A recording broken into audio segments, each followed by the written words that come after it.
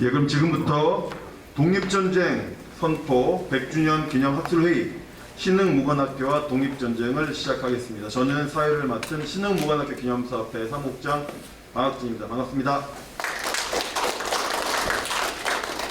먼저 첫 번째 순서는 개회사 순서인데요. 저희 이 행사를 같이 주관하고 있는 그 민족문제연구소의 임헌영 소장님께서 개회사를 해주시겠습니다. 여러분 큰 박수 부탁드리겠습니다.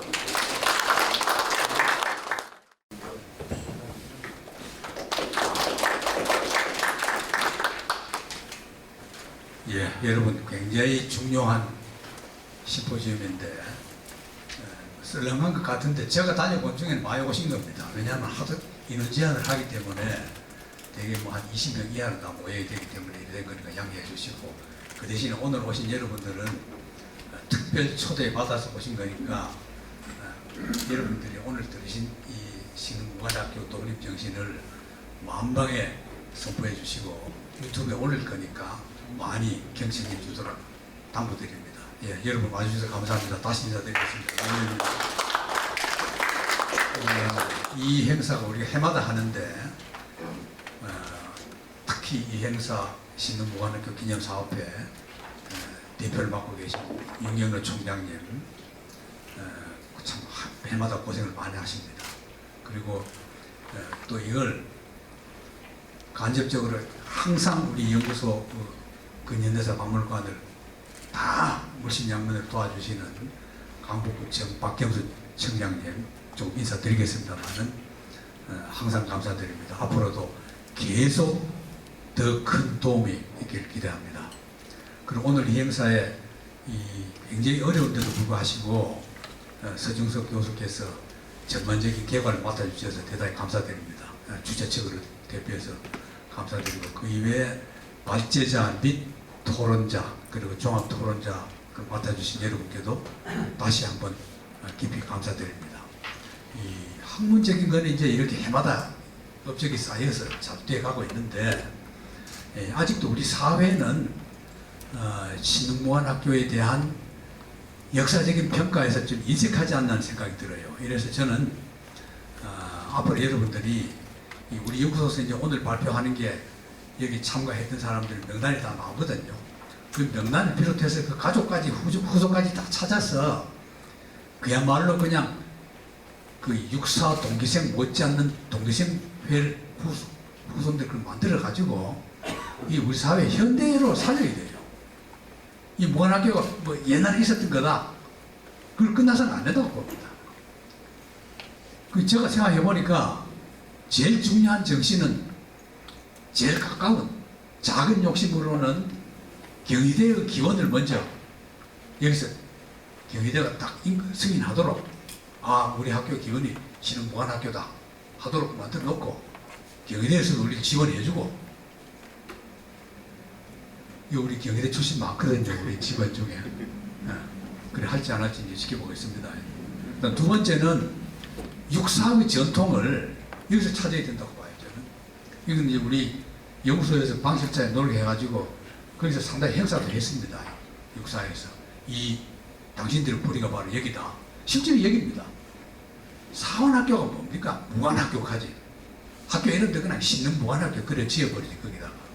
지금 그러면 너무 과격하니까 제가 총장 같으면 그래 하겠는데, 지금 그래 하자 그러면 또 뭐 말이 많으니까 그래 못하더라도 어쨌든 정신은 이걸 이어받아야 된다. 그걸 있고, 마지막에 제가 생각하는 거는 뭐 국군의 날이니 뭐 이런 것도 우리 연구소 지금 항상 주장하고 있는 겁니다. 이 학교 기원으로 삼자하고, 마지막으로 제가 제일 간절하게 우리가 퍼뜨려야 될 건 뭐냐면은 재벌들의 각성, 지금 우리나라에서 벌어지고 있는 재벌들의 그 작태, 이걸 바꿔야 되거든요. 그걸 누가 바꾸느냐? 신흥무관학교를 세운 사람들에 의해서 바꿔야 됩니다. 말하자면 이게 노블레스 오브리시 아닙니까? 그러니까 돈만 많은 그 엉터리 날라리 부자가 아니라 그야말로 그 나라 이런 위기에서 자기 재산을 쫙 팔아서 하나도 이득이 안 나는 자기 재산 날리는 것 뿐이 알면서도 그걸 다 투자했지 않습니까? 그런 정신을 가진 재벌이 지금 제가 보기엔 하나도 없는 것 같아요. 일부 기부하는 재벌들이 있긴 있지만 그건 이제 이 자기 생색내기에 불과한 거고 이러거든요. 근데 실제로 재벌이 이러지 않거든요. 미국이 이제 위대한 나라다. 저는 뭐 위대한 나라가 이제 끝났다고 보지만 그래도 아직은 위대했죠. 근데 미국이요, 우리나라 재벌하고 재벌이 다릅니다. 예를 들면은 세계 최대의 재벌이었던 강철 왕 카네기가 우리나라에서 다 그걸 최세법만 보고 있는데 그게 아니고 이 사람이 미국에서 최초로 미국 반제국주의자 연맹을 만든 사람이에요. 그 돈이 카네기가 다 됐어요. 여러분 생각해 보십시오. 야, 그런 재벌이 그 미국이 이제 미소 전쟁을 해서 쿠바와 필리핀을 식민지로 삼거든요. 그때 가장 강력하게 반대한 게 카네기입니다. 그 나라 뺏으면은 이득 보는 건 나다.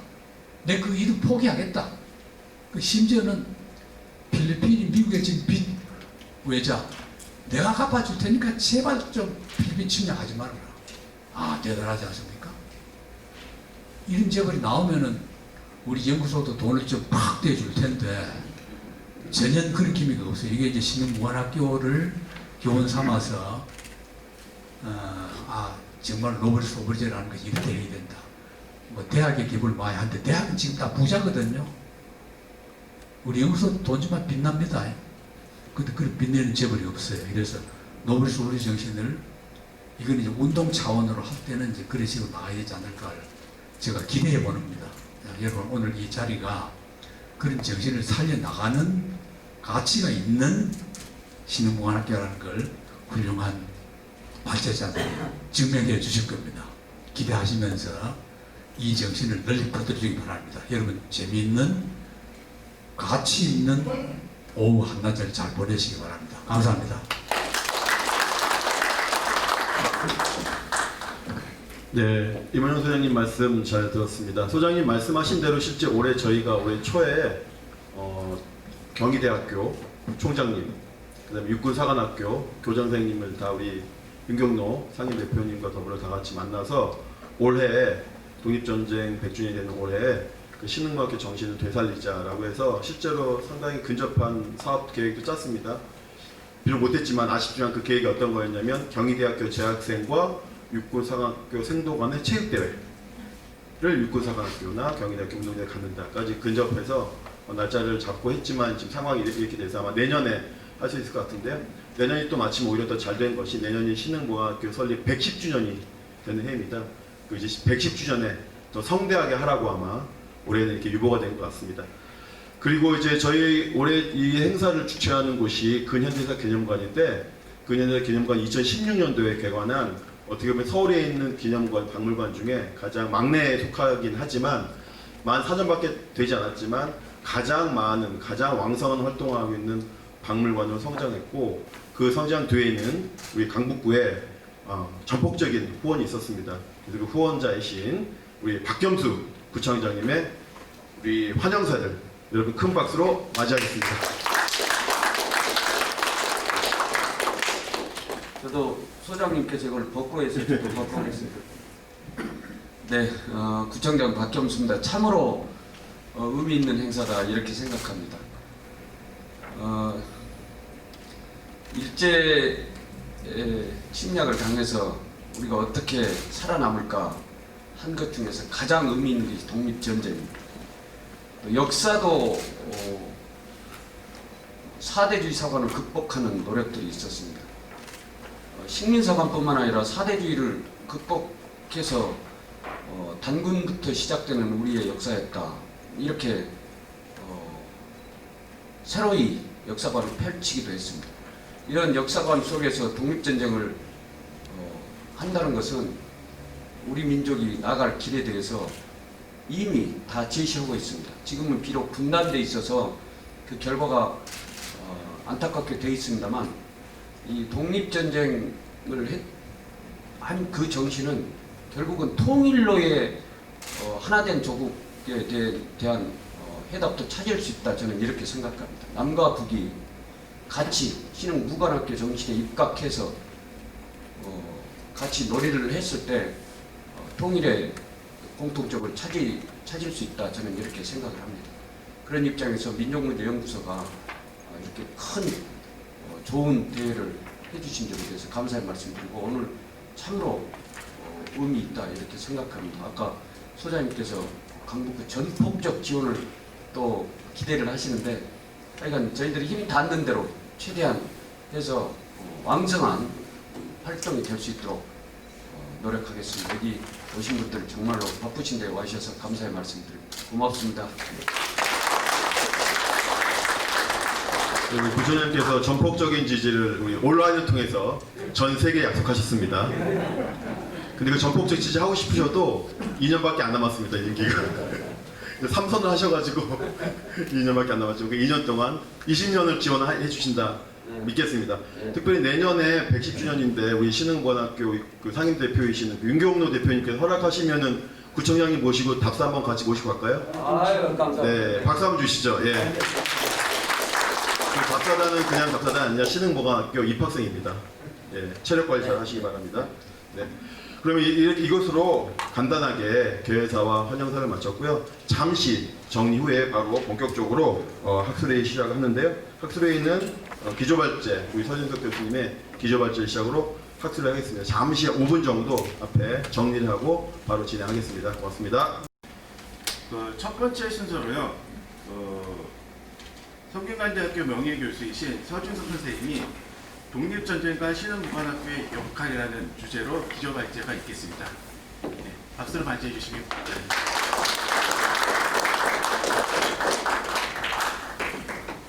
네, 앉아서 오셨습니다. 방금 소개받은 서준석입니다. 지금부터 100년 전 우리가 독립전쟁을 선포했는데 당시 지구의 4분의 3은 제국주의 지배 억압하에 있었습니다. 그러나 독립전쟁을 한 나라는 지역은 우리 한국밖에 없었더랬습니다. 사실 우리는 1910년 나라를 뺏긴 그 순간부터 다시 나라를 찾기 위해서 독립전쟁을 할 수 있는 기반을 쭉 닦아왔습니다. 1945년 일제가 패망할 때까지 한시도 쉬지 않고 그런 노력을 벌여왔고 수많은 전투를 일제와 해왔더랬습니다. 이 참으로 지구상에서 아주 특출한 그런 역할을 우리가 했다고 저는 생각하고 있습니다.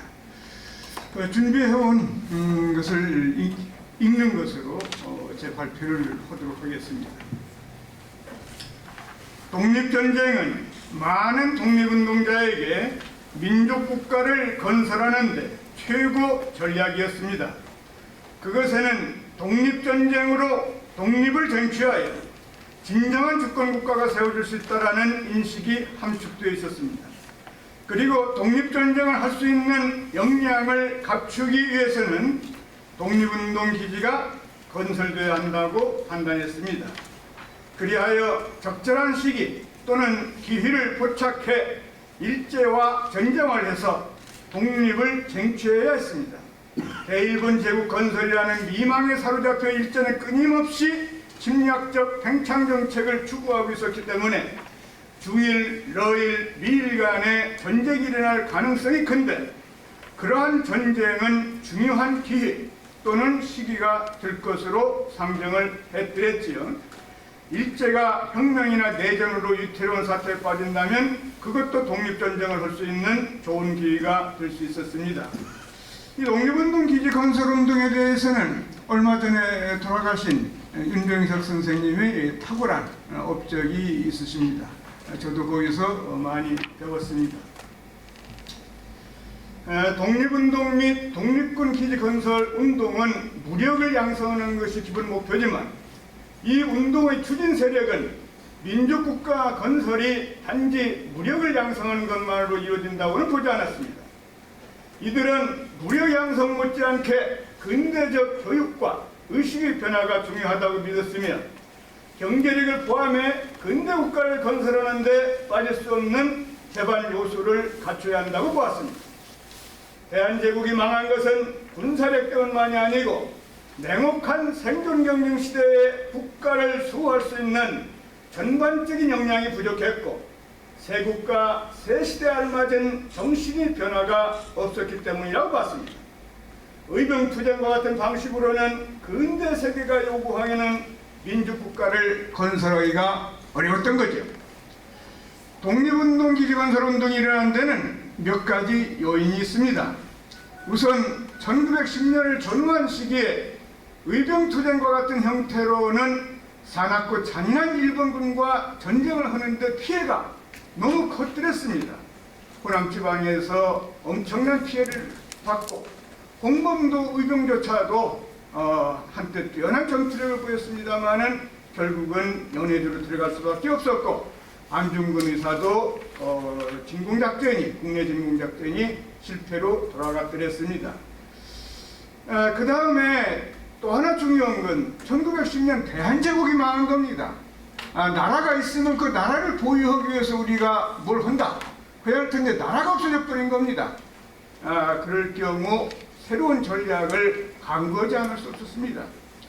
이제 만신창이가 된 국가라고 하더라도 보유해야 할 국가가 사라졌고 일제가 한반도를 강점하고 있는 상황에서 새로운 대처가 요구되었습니다. 윤석열 선생은 이범년, 홍범도 등의 연해주 의병과 북간도에서의 조상갑 의병의 국내 합동 진공작전이 국망이 현실화되면서 좌절됐고 또 유인석을 도통제로 한 13도 의군도 국망을 맞아서 국권 회복의 꿈이 좌절된 것으로 보았습니다. 그러면서 이제 독립전쟁을 위한 독립운동 기지건설 논의가 1908년부터 구체적으로 진전이 되고 있는데 거기에 잊을 수 없는 분이 우당 이희영 그리고 보제 이상설 이런 분이라고 볼 수가 있죠. 이상설과 이희영이 블라디보스토크에서 한주에서 앞으로 독립군을 우리가 양성하자 이런 데 의견을 모았고 그러면서 1910년 8월 국망을 코앞에 두고 이희영 일행이 남만주 일대를 돌아봅니다. 다른 사람들도 남만주 일대를 돌아보긴 했으나 그 사람들의 경우는 구체적으로 독립운동 기지를 건설할 수 있는 재반 여건을 충족할 그런 기제를 가지고 있질 않았습니다. 그러나 이희영 쪽은 그렇지 않았다라는 점이 이제 대단히 다른 특징이 되는 거죠. 신민희가 이혜영도 신민회원이고 이동영은 거기 간부입니다만은 적극적으로 움직인 겁니다. 그래서 백오인 사건 판결문에 따르면 신민희 간부들은 일제강점 직후에 회의를 열고 서간도에 단체적 이주를 하고 무관학교를 설립하여 기회를 타서 독립전쟁을 일으킬 것을 결의했습니다. 여기에 벌써 독립전쟁이라는 말이 나온다. 그러니까 우리는 나라를 뺏긴 그 순간부터 독립전쟁을 벌리한다. 이런 결의에 차 있었던 것을 볼 수가 있는 겁니다. 왜 독립운동기지를 그러면 만주에다가 건설해라고 했을까? 그 이전에 꼭 물어봐야 할 것이 있습니다. 지구상에 그 많은 제국주의 압박을 받는 지역이 있습니다마는 그 지역에서 어떠한 독립운동도 다 자기 지역에서 하기 마련입니다. 그런데 우리는 물론 국내에서 독립운동은 끊임없었고 3.1운동과 같은 엄청난 운동도 있었습니다마는 독립운동은 해외라는 게 떠오르거든요. 어째서 다른 지역에서는 없는 이런 현상이 한국에서는 일어났느냐. 이 점을 우리가 중시할 필요가 있고 그게 바로 독립전쟁과 또 바로 직결되는 문제다. 그런 부분을 생각해 봐야겠습니다. 우선 제국주의 국가라고 하더라도 민주주의가 있었던 영국, 프랑스, 네덜란드, 미국 이런 나라가 인도나 동남아를 지배했던 방식과 그것과는 다른 국가 형태를 갖고 있었던 비백인 유일한 제국주의 국가였던 일본이 그 통치 방식은 특히 한국은 일본이 대일본 제국을 건설하는데 가장 중요한 이 목구멍, 다리의 위치에 있었기 때문에 절대로 한반도에서 반일 문제가 발생해서는 안 되고 한반도를 잃어서도 안 된다. 그런 이런 이유 때문에도 한반도에 대한 정책이 지구상의 어떤 제국주의 국가의 식민지배 정책보다도 가혹했다. 이 점을 우리는 생각하지 않으면 안 됩니다. 그러니까 언론, 출판, 집회, 결사의 자유도 여러분들이 인도의 간디라든가 네루를 연상하겠습니다만 그런 지역과는 전혀 달랐다. 한국은 1920년에조차도 제한적으로 허용을 했을 뿐입니다. 정치적 활동은 친일 활동을 제외하고는 원천적으로 봉쇄했고 독립운동은 철저히 탄압했기 때문에 국내에서의 3.1운동은 국내에서의 독립투쟁은 불법적인 시위투쟁, 3.1운동, 60만세 운동, 광교학생 운동처럼 그런 형태거나 비밀 결사와 같은 지하투쟁을 제외하고는 불가능했습니다. 이상설이나 이희영은 1908년에 이러한 현실을 통찰하고 그렇기 때문에 우리가 만주 쪽에다가 군관학교, 부관학교를 세우자 이렇게 합의를 봤던 거지요.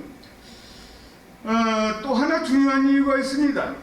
뭐냐면은 청나라 말기건 신해혁명 이후 원세계 정부 시기건 군벌들의 시기건 만주에 대한 중국 정부의 통치력이 이완되어 비록 중국 정부가 일제히 침략이 두려워 독립운동에 호의적이진 않았습니다만 그래도 만주에서 독립운동을 할 수가 있었습니다. 그보다 더 중요한 요인이 있습니다. 청의 엄격한 봉금 정책으로 만주족 위에 만주에는 다른 종족이 들어갈 수가 없었더랬는데 1860년 베이징 조약이 맺어져 가지고 연해주 땅이 러시아 땅으로 돼버리고 맙니다. 그러면서 우리 농민들이 압록두만강, 압록강을 건너기 시작을 하면서 거기에 북간도는 드넓은 평야도 있죠. 한국인 이주민들이 많이 거주하게 됐고 이 이주민들은 독립운동에 대한 깊은 열의를 가지고 있었더랬습니다. 이게 또 결합이 된 것이다. 뒤에 보면은 처음에는 북간도 중심으로 이주민이 많았는데 3.1운동에 가까운 전후에서는 서간도 지역 이주민이 북간도보다 더 많다라는 걸 제가 통계로 얘기하고 있습니다. 그럼 서간도 지방이 어째서 중요한가를 또 설명하는 게 되겠죠. 북간도의 서전서수, 명동학교, 광성학교, 창성학교, 영신학교나 서간도의 여러 조선인학교, 연해주의 군업회, 북간도의 간민회 등은 모두 독립운동 기지건설의 자원을 배출했습니다. 국내에서도 독립운동 기지건설 운동이 전개됐습니다. 광복단이나 국권회복단은 독립운동 기지에서 독립군을 양성하기 위한 군자금 모집, 이게 제일 중요한 목적이었죠. 광복단은 서간도에서 독립운동 기지를 추진하던 망명자와 연결되어 있기도 했습니다. 독립운동 그러면 기지 건설 운동이 실제로 어디서 일어났느냐? 우리가 가본 분들도 많습니다만은 이상설, 이승희 등은 밀산 흥겨워 부근에 한흥동을 건설하고 한민학교를 세웠고 또 이동희, 이종호 이런 분들은 왕창의 나자고에 또 그런 독립운동 기지를 건설하는 것을 볼 수가 있습니다. 그렇지만 전자는 거의 활동을 못했고 후자는 일본 간도영사관이 간섭해가지고 1년이 안 돼 폐쇄됐습니다. 독립운동 기지 건설 및 독립군 양성으로는 신흥무관학교가 가장 성공적이었습니다. 함리하 신흥무관학교는 1912년에서 1920년경까지 존속했는데 천엄의 요새에 학교를 세웠다라는 것도 장기 존속의 한 이유였습니다. 서간도에는 서울 경기에서 이희영 경계와 이동영, 윤기석 등의 지사가 왔고 안동 지방에서는 이상용, 김동삼 등의 지사가 왔는데 숫자는 이쪽이 훨씬 많았죠. 나중에는 선산에서도 호위 일가가 오는 걸 볼 수가 있습니다. 제일 특징적인 것은 우리 독립운동 세력들이 이 상해라든가 이런 데에서는 내부적으로 좀 여러 가지 알력도 있고 있습니다만은 이 지역에서는 그런 게 보이질 않는다는 거. 그러니까 전혀 다른 지역에서 온 분들인데도 단결이 잘 됐다. 이 점도 이 지역의 하나의 특징이라고 볼 수가 있습니다. 또 주민들은 평양도 빈농이 많았는데 독립운동에 적극적이었다. 이 가난한 분들이 모든 참 만난 어려움을 다 무릅쓰고 적극적으로 나섰다. 이 점도 또 잊어서는 안 되죠. 그래서 경학사와 국민단 한족회 같은 주민단체가 잘 운영되어 신흥무관학교를 무관학교로서 장기간 이끌어갔습니다. 거부였던 아까 이모영 선생님께서 아주 좋은 말씀 하셨습니다마는 당시 이석영은 우리나라 30명가는 거부 중에 한 명이었습니다. 그 명단에 들어있어요. 일제가 1911년인가 만든 명단에 보면은 이 이석영이라는 이름이 들어가 있는 걸 볼 수가 있습니다. 거부였던 이휘영의 둘째 형 이석영은 거금을 내놓아 군사교육을 시킬 수 있는 시설을 갖춘 학교를 합리화에 세울 수 있었습니다. 이석영은 나중에 굶어 죽습니다. 모든 걸 독립운동에 다 털어넣었기 때문에 30만 원 이상 되는 엄청난 그 당시로는 천문학적인 숫자죠. 600억이라고도 요즘으로는 환산하는 사람이 있습니다만 학생들은 교가 칼춤 추고 말을 달려 몸을 단련코 새로운 지식 높은 인격 정신을 길러 썩어지는 우리 민족 이끌어내요. 1910년대 우리 민족한테는 가망이 없어 보였는데 그래서 썩어지는 것 같았는데 이런 민족을 이끌어내야 한다. 우리가 새나라 새우리 뉴노 이런 걸 부르면서 열심히 교육에 임했습니다. 그러면서 신흥하구단의 활동이 또 대단히 많았고 또 신흥하구보라는 것도 단순히 군사기술이라든가 학교 소식을 전하는 게 아니라 서강도 주민 전체한테 농사짓는 법을 포함해가지고 어떻게 살아야 하는가, 인생이란 무언가 이런 것들을 같이 교육시키는, 공부하는 그런 자리로서 이런 것들이 아주 조직적으로 잘 됐다. 신흥학업부도 아주 두껍습니다. 그 당시 나온 책으로는 학업으로는 놀랍다 이렇게 볼 수가 있죠. 제2차 세계대전이 발발한 1914년 여름은 독립운동 기지 건설운동에 매진해온 독립운동자들에게 잊을 수 없는 시기였습니다. 드디어 기다리던 기회가 오는 것이 아닌가 해서였죠. 일본이 독일과 영국, 프랑스, 러시아 중 어느 쪽에 가담하느냐가 비상한 관심을 모았습니다. 일본은 아주 얕게 놀아가지고 연합국, 한국 독립운동 세력은 독일로 많이 갈 걸로 잘못 판단했었는데 연합국 쪽으로 붙어버렸죠. 그러면서 중국 내 독일이 조차지 등 이권을 챙기기 시작했고 중국의 21개조 불평등 조약을 하고 그러면서 이제 중국과 일본이 전쟁이 일어날 거다. 그러니까 우리가 그 기회를 이용해서 독립전쟁을 벌이자. 이런 분위기가 흥분된 분위기가 있었던 거죠. 그런 것들을 전해주는 자료로 중국 당원관에 있는 자료를 제가 여기에 인용을 해드렸습니다. 그러나 기다리던 일본과 중국, 일본과 러시아, 미국 간의 전쟁은 1914년에는 일어나지 않았습니다. 그래서 신흥무관학교 졸업생들의 독립을 향한 찌를 듯한 강렬한 의기를 소화, 조절하기 위한 어떤 것이 있어야 했습니다.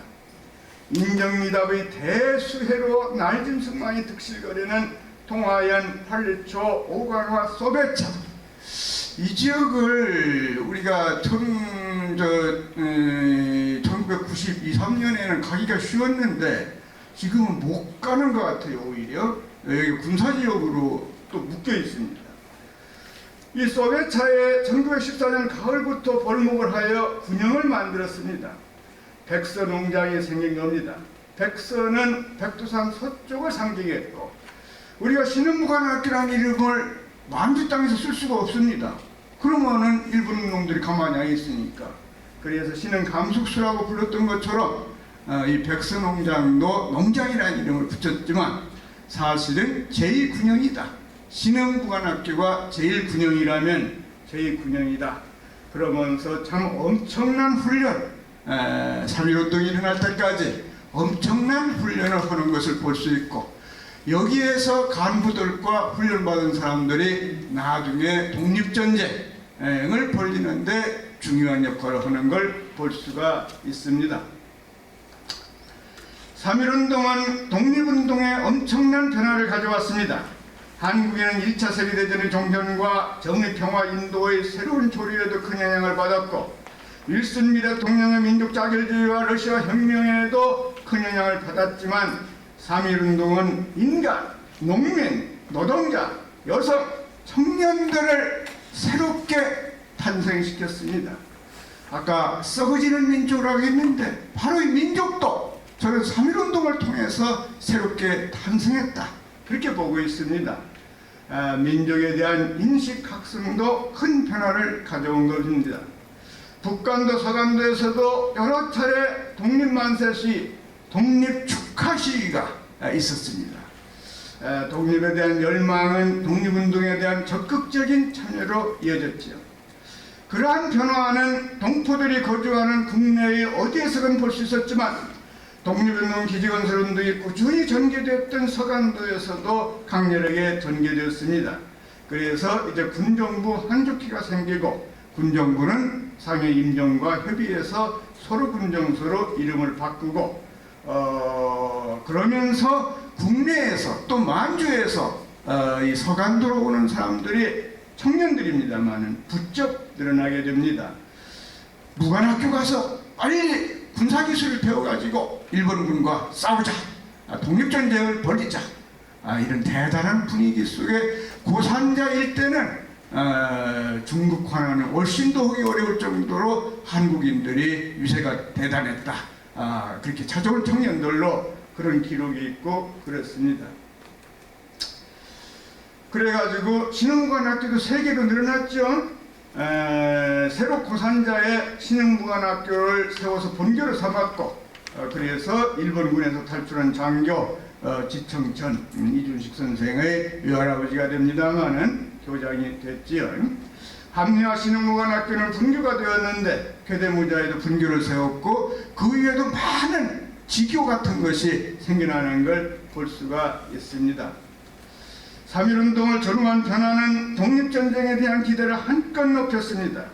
1908년 함경도에서 쫓겨오는 홍범도 부대는 1910년 이전에도 국내 진공작전을 시도했는데 블라디보스톡에서 설립된 대한국민회의 도움을 받으면서 1919년 8월 압록강을 건너 해산진의 일본군 수비대를 공격했고 9월에는 함남 갑산군 주재수를 습격했습니다. 10월에는 평북 자성군에서 3일 동안 일본군과 교전했습니다. 이 부대에서 내건 것이 우리가 독립전쟁의 의미를 이미 1919년부터 뚜렷하게 내걸었다. 이걸 보여주고 있습니다. 당당한 독립군으로서 몸을 포련 탄호 중에 먼저 던져서 국토를 회복하는 것이 우리 독립군의 목적이다. 이렇게 자신들의 목표를 분명하게 보고 있죠. 독립전쟁 선포문이라고 볼 수 있습니다. 이렇게 독립군 활동이 활발하자 일본군이 두만강을 건너 침범해 독립군을 추격했고 그러면서 1920년 드디어 6월 달에 봉오동 전투가 벌어지게 되는 거지요. 홍범도 최진동은 일본군을 봉오동 깊숙이 유인해 승리를 거두었습니다. 그러면서 이때 독립전쟁 개시라는 말을 사용하고 있는 걸 볼 수가 있습니다. 윤병석 선생도 이 봉오동 전투를 우리나라 독립전쟁의 개시다. 또 그래서 그렇게 사용하셨 그랬죠. 독립전쟁 중 널리 알려진 전쟁이 청산리 전쟁이고 오늘 발표를 해주실 거니까 제가 이 부분은 그냥 넘어가는 게 좋을 것 같아요. 여러 지역에서 청산리에서만 싸운 게 아니라 여러 지역에서 싸워서 이건 전쟁이라고 불러야 한다. 봉오동 전투는 성격이 다르다라는 점만 하고 넘어가죠. 북간도에서 서일 등 대종교 지도자들이 중심이 되어 조직한 북록원 정서는 무장투쟁을 위한 준비 기간이 짧았습니다. 사관 연성수도 세워진 지가 얼마 안 됐습니다. 그래서 서로군 정서와 협조하지 않을 수가 없었고 적극적으로 협조하는 의사를 보여드렸습니다. 1920년 5월 29일에는 북록원 정서 대표 북록원 정서 사령관 김좌진과 서로군 정서 대표 헌병대장 성준영 사이에 채양문을 맺고 두 기관은 군사상 일체의 중요 안건을 상호 협모하여 어긋남이 없도록 하고 사관의 연성과 무기 구입도 상호 부조할 것을 약속했습니다. 서로군 정서는 좀 빈곤한 데이기 때문에 무기가 별로 없었고 없어서 신호무관학교 관계자들과 졸업생들은 서로군정서에서 훈련과 전략 전술을 체득한 데 독립전쟁에 참여하기 위해 북간도로 갔대했습니다. 서적도 군사학 서적도 북록원 정서로 서로군 정서에서 운반하는 걸 볼 수 있죠. 신흥무관학교 졸업생과 관계자들이 청산리 전쟁에 얼마나 깊이 참여했는가는 북록원 정서의 군지에서 차지하는 이들의 역할에 의해서도 짐작할 수 있습니다. 이장명은 아까 얘기한 이동명의 사촌동생이죠. 북록원 정서 참모장을, 박영희는 사령부 부관 겸 사관연성소 학도단장을, 이범석은 연성대장을, 김우는 정군장이와 소대장을, 그 위에 쭉 여기 있는 이런 분들이 북록원 정서에서 신흥무관학교 출신이거나 서로군 정서에서 활동하던 분들입니다만은 중요한 역할을 하는 걸 볼 수가 있습니다. 청산리 전투는 다 알다시피 홍범도 부대도 중요한 역할을 했는데 이 신흥무관학교 쪽은 또 홍범도 부대와도 관계를 깊이 맺는 걸 볼 수 있습니다. 이상용 행장에는 이청천 부대가 청산리에서 적을 만나 수백 명을 사살한 것으로 쓰여 있는데 신흥무관학교 학생들은 청산리 전쟁 주역의 다른 한쪽인 홍범도 부대에 들어갔습니다. 신흥무관학교 교장이자 서로군 정서 사령관인 지청천은 졸업생 생도들이 많은 교성대 병력 약 400명을 이끌고 홍범도 부대에 합류했습니다. 교성대는 홍범도 부대가 제공한 무기로 부장해 홍범도 부대의 공동 동작으로 일본군과 싸웠습니다. 봉오동 전투 청산리 전쟁에 연달아 승리를 거둔 것은 그동안 독립전쟁에 대한 준비를 꾸준히 해왔기 때문입니다. 홍범도 부대에는 여러 차례 전투를 경험한 군인들이 적지 않았고 북록원 정서도 서로군 정서 쪽에서 참여한 군인들을 포함해 오랫동안 훈련을 해온 간부와 사병들이 많았습니다. 또 독립국가를 세우겠다는 강렬한 의지가 사기를 아주 드높였죠. 독립군은 백두산 일대의 지형지물도 잘 알고 있었습니다. 전투하는데 굉장히 중요하죠. 산간지대의 이주민까지 독립의 열의를 보일 만큼 주민들은 독립전쟁에 적극 협조했습니다. 주민들의 성심성의는 풍부한 군자구분이 이어졌습니다. 예컨대 1920년 5월경까지 대한국민이동 북간도 독립운동당시에 50만 원이라는 거금이 모아진 걸 볼 수가 있습니다. 무기도 시기에는 좋았습니다. 기관총을 포함해 성능이 좋은 포도 있다고 되어 있어요. 자료에는 무기가 많았는데 군자금으로 이 시기에는 제1차 세계대전 때 러시아군 포로가 되었다 체코로 돌아가던 그 유명한 체코 분단, 여기에서 아주 많은 좋은 무기를 산 걸로 되어 있죠. 내전 중인 러시아, 부패한 중국하나로부터도 무기를 쉽게 구입할 수가 있었습니다. 그렇지만 독립전쟁 승리의 대가는 가혹했습니다. 관동군까지 가세해 일본군은 북간도 서간도 도처에서 주민을 죽이고 방어를 했습니다. 독립운동을 도운 마을은 훨씬 더 피해가 심했습니다. 경신창병이라고도 불리는 경신대학살이 일어난 거죠. 독립군도 역량을 보존하기 위해 북상했습니다. 밀산에서 대한독립군단을 편성했는데 참모총장과 여단장, 중대장이 거의 전부 신흥무관학교 출신으로 되어 있는 걸 볼 수가 있습니다. 독립군은 자유시 사건을 겪기도 했지만 1922년경부터 재정비에 들어갔습니다. 서간도에서 통군부에 이어 통일부가 조직되어 다시 정비하였고 곧 이어 정의부, 참의부, 신민부의 3부 시대가 열리게 되는 거죠. 3부는 모두 다 독립군을 독자적으로 가지고 있었습니다. 통일부, 정의부, 참의부 등에서는 역시 신흥무관학교 졸업생이나 관계자들이 중요한 기간적인 활동을 하는 걸 볼 수가 있습니다.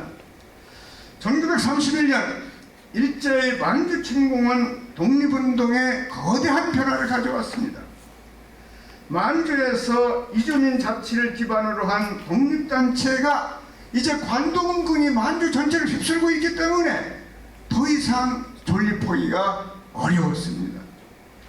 민족주의 계열이건 사회주의 계열이건 이제 전투 형태도 게릴라 식으로 치고 도망가고 치고 도망가고 하면서 일제와 싸우는 그 방식으로 만주의 전투 방식이 바뀐 걸 볼 수가 있지요. 1937년 중일전쟁은 독립운동자들이 오랫동안 기다려왔던 전쟁이지만 독립운동 지역이 중국 내륙 쪽으로 옮겨지지 않을 수 없었습니다. 이전에 우리 독립전쟁, 독립운동과 관련해서 뭐라고 할까, 왜 이렇게 우리는 어려움도 많은가, 그렇게 열렬하게 투지, 의지도 강했지만 어떻게 이런 어려움이 많은가. 일제는 그 당시 독일과 더불어 세계 최강 주축국으로 이제 나중에는 들어가는 겁니다만은 하여튼 간에 계속 중국을 침략해 오게 되면은 우리 독립군도 저 뒤로 나갈 수밖에 없는, 그러니까 조국 한반도에서 벌어질 수밖에 없는, 그리고 만주와 같은 한반도 이주민이 풍부한 이런 지역이 이제는 드물어지는, 그래서 독립군 자원조차 그 배출하기가 참 어렵게 되는 그런 상황, 그런 난관 속에서도 우리가 독립전쟁을 위한 준비를 계속했다. 이 점을 중시해야 한다고 봅니다. 어려운 상황이 계속되었지만 독립전쟁은 멈추지 않았습니다. 1930년대 양세봉이 이끄는 조선혁명군과 김일성 등이 이끄는 파치사는 일본군에게 여러 차례 타격을 입혔습니다. 중국 관내에서도 독립전쟁의 중요성에 입각해 이미 1926년부터 의열단하는 만군을 연 황포군관학교에 상당히 많은 숫자가 입교했지요. 1938년엔 관내 최초의 독립군 조직인 조선의용군이 탄생해서 여러 맹렬한 활동을 하는 걸 볼 수 있습니다. 그런데 조선의용대도 우리 조국으로 가까이 가야 한다 하면서 1940년을 전후로 해서 화북지방으로 북상을 하면서 여러 가지 복잡한 문제가 또 조성됩니다.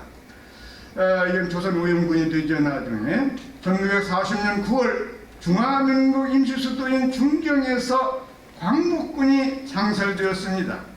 지청천이 총사령, 이범석이 참모장을 맡다가 제2지대장으로 김학규가 제3지대장을 맡았고, 김원봉이 임시정부 국무위원이자 군무부장, 국방부 장관이죠. 제1지대장을 맡았습니다. 모두 다 신흥무관학교 졸업자거나 관계자들입니다. 참 놀랍죠. 신흥무관학교가 활동을 정지한 지 20년이 된 후에 1940년에 광복군을 만들었는데 그 광복군 관부들이 거의 다 신흥무관학교 졸업생 관계자들이었다. 얼마만큼 알팡지게 신흥무관학교에서 군관을 양성했는가를 여기서도 새삼 느낄 수가 있습니다. 1941년 12월 일본이 진주만을 침공해 미일 전쟁, 드디어 태평양 전쟁이 일어나서 바로 이어서 대한민국 임시정부는 일본에 선전포고를 해뜨렸습니다. 그래서 1945년 일제가 패망하는 그날까지 화중지방 중경 일대에서 또 화북지방 또 저 흑룡강 일대의 지역에서 계속해서 우리는 독립전쟁을 벌이는 걸 볼 수가 있습니다. 이상으로 제 발표를 마치겠습니다. 감사합니다. 네, 서준국 교수님의 그 1910년대 독립군 기지 건설, 그리고 그 속에서의 신흥무관학교, 그리고 1940년까지 이어지던 40년대까지 이어지던 독립전쟁에 대해서 들어봤습니다.